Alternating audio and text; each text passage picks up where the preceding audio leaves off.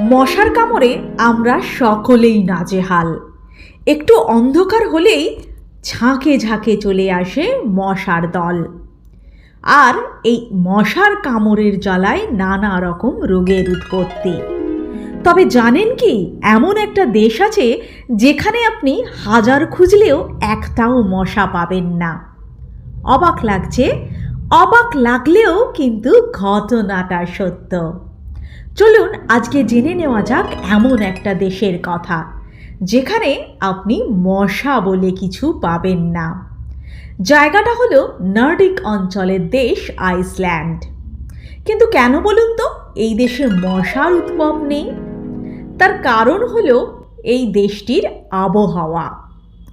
আইসল্যান্ডের আবহাওয়া এতই প্রতিকূল যে মশা এখানে জন্মাতেই পারে না। সাধারণত ডিম ফুটে একটা পূর্ণাঙ্গ মশা হতে সময় লাগে 40 দিন।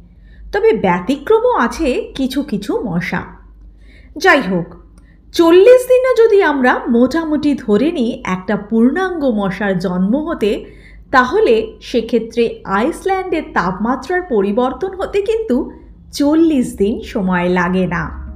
মানে দেশটিতে একবার শীত শেষ হয়ে আবার শীত শুরু হতে 40 দিনেরও কম সময় লাগে। ফলে কিছুটা বরফ গলে গেলে একটু জল পরিণত হতে না হতেই আবার ঠান্ডা পড়ে যায় এবং সেই জল আবার বরফ হয়ে যায়। এতে মশা কিন্তু আর বংশবৃদ্ধি করতে পারে না। এছাড়াও তীব্র ঠান্ডায় মশা কিন্তু বেঁচে থাকাই একদম মুশকিল।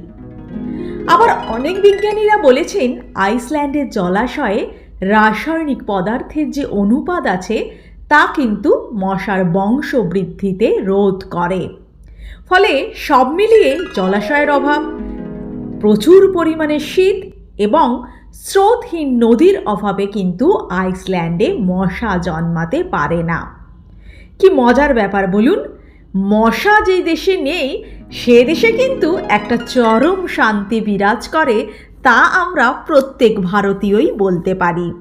কারণ এই মশার কামড় আর সঙ্গে মশার ভন ভন শব্দ আমাদের মাথা একবারে বিগড়ে দেয়। কি যাবেন নাকি ঘুরতে আইসল্যান্ডে? পারলে একবার ঘুরে আসবেন।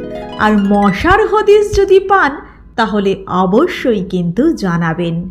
আশা করি আজকের ভিডিওটা আপনাদের ভালো লেগেছে। আজকের তথ্য আপনাদের ভালো লাগলে অবশ্যই আমার চ্যানেলটিকে সাবস্ক্রাইব করে আমার সাথে থাকবেন।